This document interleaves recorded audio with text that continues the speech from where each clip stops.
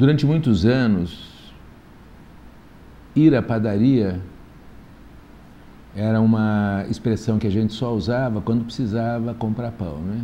Era quase que um hábito diário, né? Na São Paulo ou no Brasil dos anos 60, 70, né? Ainda existia a figura dos padeiros, né? Nos grandes centros urbanos, né? Que era aquela pessoa que estava ligada a uma padaria, que saía percorrendo a clientela da vizinhança para entregar o pão logo de manhã, 5, 6 horas da manhã, para o café da manhã da família brasileira, ou da família urbana brasileira.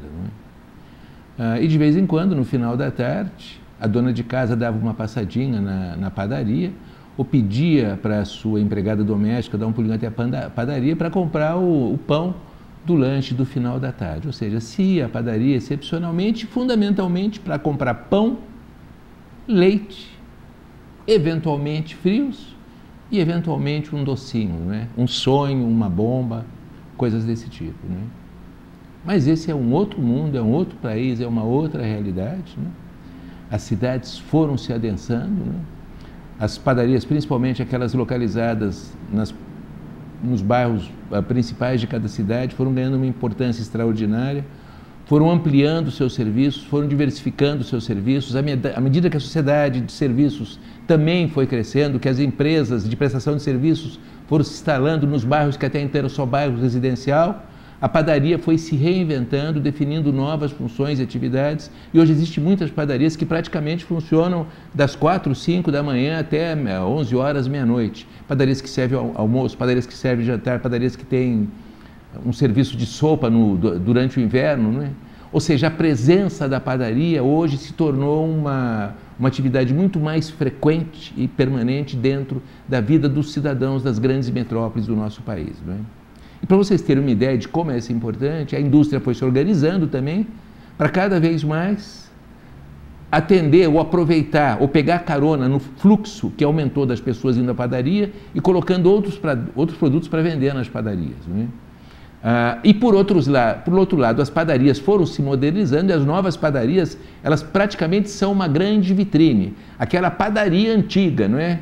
Que tinha um lugar onde ela guardava a farinha, que ela recebia de vez em quando o moinho vinha entregar, que preparava a massa, etc. Esse tipo de padaria está cedendo ao lugar a uma padaria que trabalha fundamentalmente com misturas que são fornecidas pelas grandes indústrias. De verdade, a massa para aqueles pães todos, ou as misturas estão preparadas, o trabalho que é feito internamente é muito pouco e ainda tem muitas padarias que já recebem o pão congelado e tem a capacidade de produzir pão quente o dia inteiro, pura e simplesmente assando pão a cada 1 hora ou a cada 2 horas, né? Então, essa é a nova padaria que existe dentro desse cenário em nosso país e estão se transformando cada vez mais numa importante ferramenta de distribuição. Para vocês terem uma ideia, os dados recentemente divulgados falam o seguinte, não é? Divulgados pela ABIP, Associação Brasileira da Indústria de Panificação.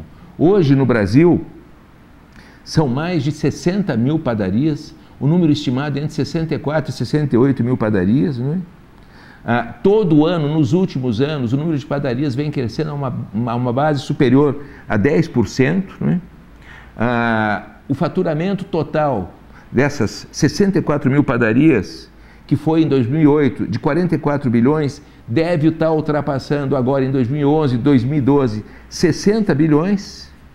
E segundo outro trabalho feito uma outra consultoria, essas 64 mil padarias são visitadas diariamente, na média, por 300 brasileiros, né? Que acabam gastando nessas padarias um ticket médio próximo de R$10. Né? Assim, se em algum momento a gente imaginou que as padarias lá atrás estavam com uns dias contados, isso não só não aconteceu, como muito pelo contrário, né? As padarias estão mais que fortalecidas, estão mais que revitalizadas e nunca foram tão valorizadas como são hoje pelas pessoas que moram no seu entorno, em cidades onde as pessoas têm uma dificuldade praticamente insuperável de se locomoverem com qualquer outro veículo além das suas 2 pernas, para qualquer distância maior que 1 quilômetro, 2 quilômetros, 3 quilômetros. O adensamento das cidades trouxe uma oportunidade extraordinária para o processo de renascimento, revitalização e modernização das velhas e boas padocas.